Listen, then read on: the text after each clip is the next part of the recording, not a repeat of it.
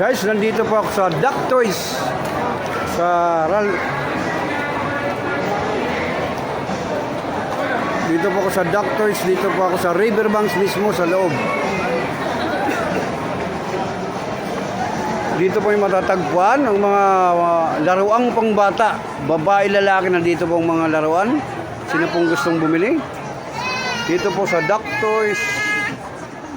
Ito po.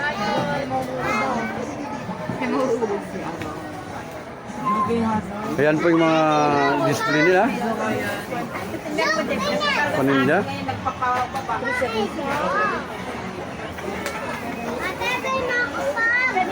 Sino pong gustong bumili dito, pumunta lang kayo dito sa Riverbank mismo. Sa Duck Toys. Ayan, mga laruan pang lalaki, pang babae. Dito lang po matatagpuan.